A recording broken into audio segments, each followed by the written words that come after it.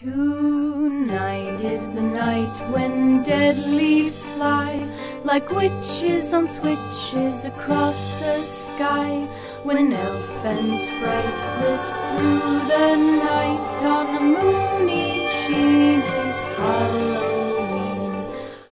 Trick or Treat is a 2007 Halloween horror film written and directed by Michael Dougherty, the same mind who would go on to create the 2015 Christmas horror movie Krampus. The film features a cast filled with recognizable faces from geek media. It uses an anthology format in the manner of 1982's Creepshow, to which it pays stylistic homage in the form of comic book visuals. And it has a similar countercultural embrace of the joyful nature of horror, in spite of what respectable adults think. While Creepshow focuses more on the horror fiction genre, Trick or Treat focuses on Halloween as a holiday, and plays up the spookier aspect of it in its modern celebration. This is a film about how Halloween is awesome, scary, and scary awesome. Happy Halloween.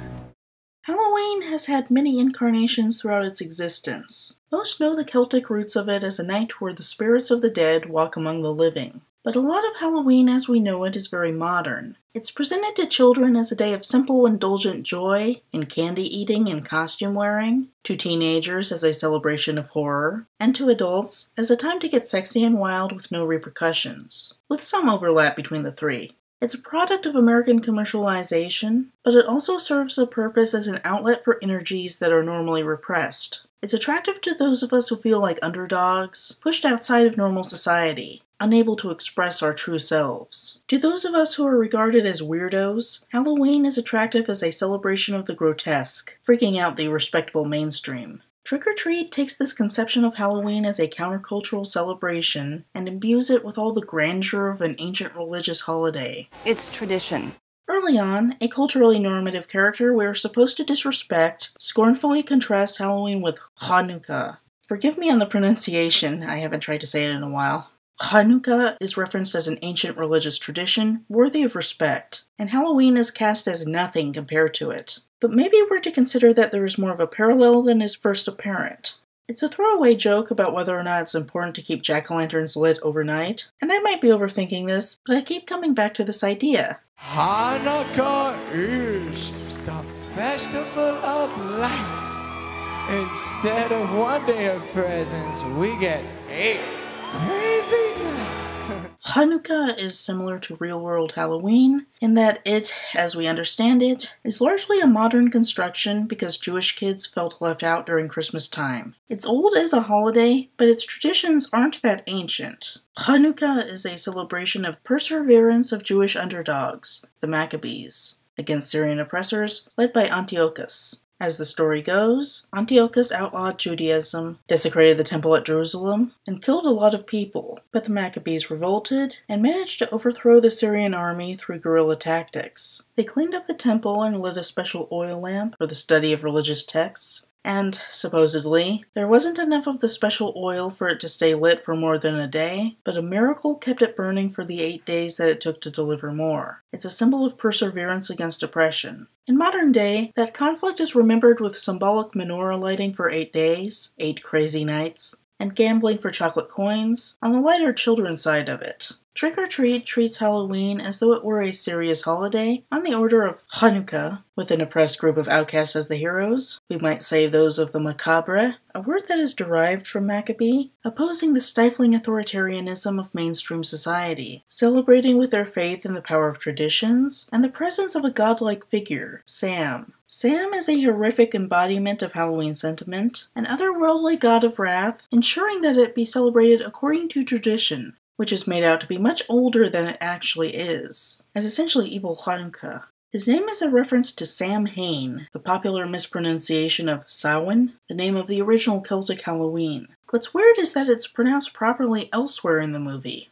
Samhain, also known as All Hallows Eve, also known as Halloween. Sam's appearance is a combination of multiple Halloween archetypes. He generally looks like a little kid going trick-or-treating, with a mask that makes him look like a serial killer, which covers a jack-o'-lantern face, and he drags around a trick-or-treat bag with an abused cat in it. He's a vicious enforcer of Halloween tradition, a terrifying threat to those who oppose him, but he's also a fun buddy to those who embrace Halloween as a delightful celebration of the macabre. Sam's presence strings together 4 stories that all take place on the night of Halloween. A couple debates the validity of Halloween as a holiday, a school principal turns out to be a serial killer, teenagers conduct a mean prank on an autistic girl, a woman out on the town is stalked by a vampire, and Sam personally targets a grouchy old man for refusing to put out candy. The stories are presented non-linearly, and as the movie goes on, we get a sense of how they all fit together. I have to take down the dollhouse. The first segment depicts Battlestar Galactica and Dollhouse star Tomo Pennicott as an enthusiastic Halloween celebrator named Henry, dealing with his uptight wife Emma, played by Iron Man's Leslie Bibb, who does not consider Halloween a real holiday. Henry is depicted as someone who appreciates the true value of Halloween, an archetypal everyman to the horror-loving audience. Emma is presented as an agent of the oppressive mainstream society that wants to remove fun from the world, and make everything a sanitized, grown-up idea that is wholly conformist in its essential nature. Comparison could be made to Edward Scissorhands.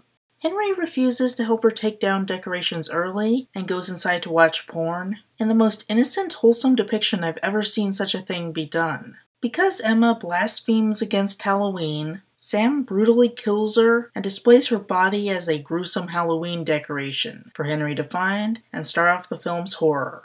This could very easily be interpreted as misogynistic. You've got a whiny, porn-watching man-child portrayed as in the right, while the responsible wife is reviled and killed horribly by the vehicle of Halloween sentiment. To a degree, I think it is sexist, but there's also something else going on. It's a countercultural embrace of horror fiction against what mainstream society deems respectable. Her death is supposed to be shocking. Henry doesn't get off scot-free. It's more for the audience to appreciate as an instance of horror than as a cathartic celebration of the defeat of a villain. It starts off a movie about appreciating Halloween with a display of horror. Thematic but not preachy. In that way, I can appreciate it as an exaggerated portrayal of Halloween-loving weirdos as legitimate, similar to the character Gonzo from The Muppets. I just wish there was more nuance to the wife character, and that she would be more than a simple nagging wife. You know, the framing device of Creepshow is an abusive father, so maybe portray her as out-and-out abusive?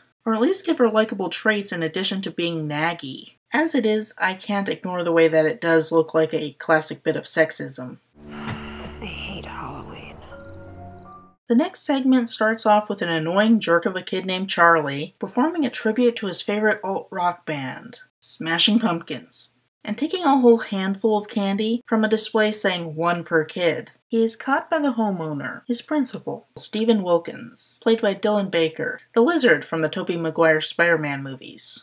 So you're the son of a bitch who's been stealing my newspapers. Mr. Strickland! Wilkins scares him a bit and poisons him with cyanide-laced chocolate, because he's actually a psychopathic serial killer. What follows is an amusing comedy of errors as he tries to dispose of the body while encountering a series of obstacles. It seems that whenever I express amusement at these kinds of jokes, I get accused of either man-hating or woman-hating, depending on the gender of the victim. So I want to make it clear that I just like this kind of morbid humor, be it about a girl killing a boy, a girl killing a girl, a man killing a woman, men killing a man, or in this case, a man killing a boy. I just think there is something hilarious that comes from a comedy of errors amid an atmosphere of desecration. Evolutionary theorist Alistair Clark suggests that humor is derived from recognition of inconsistencies in patterns, and I think this is just a particularly dramatic deviation from cultural patterns. It doesn't have to be mean-spirited for it to be funny, and I think the humor comes more from sympathy with the killer's suffering misfortune in this scenario where they absolutely cannot get caught than disrespecting the victim. Billy, shh. Please, be quiet. Why? He manages to successfully dispose of the body, but then things start to look bad for his son. It totally looks like he's going to murder his own kid, but then it turns out they've just agreed to be violent criminals together and mutilate Charlie's head as a father-son activity. The sheer antisocial nature of being a serial killer is turned upside down as he actively functions as a responsible father, treating his son to a bonding activity on Halloween night. It's twisted for sure, but it's honestly delightful to see them getting along like that. It's a countercultural, loving depiction of parent and child, as serial killer and baby serial killer, on Halloween, where everything is upside down, and we embrace the grotesque. It's fairly old hat by now to depict inhuman monsters as nuanced for having families, but we typically don't see that with the human variety, so it keeps its novelty. Gotta love Halloween. It really brings people together. While I like the doting father bit, I don't like the way that Charlie is coded as bad by being fat. It's clear that we're not supposed to like him, like Biff Tannen in Back to the Future. He's kind of just a mean thug of a kid, so we don't feel that sorry for him. Charlie's visual features play into that depiction. His fat body is part of a broadcast appearance of a kid we're not supposed to root for. Wilkins further comments that he has diabetes, characterizing him as a glutton, which is connected to his being fat. The original script even describes him waddling down the road. It's disappointing that the filmmakers fell back on that kind of moral coding. You call yourself Fat Amy? Yeah, so twig bitches like you don't do it behind my back. The next segment follows a group of young trick-or-treaters, including Macy, the mean one, as they gear up to play a prank on Rhonda, the local neuroatypical girl. It's never said exactly which condition she has, but I think that she's clearly coded as autistic, with difficulties making eye contact, extravagant decorating, and monotone info dumping about the subject of her passion. Predating Christianity, the Celtic holiday. Yeah, that's totally alien to me.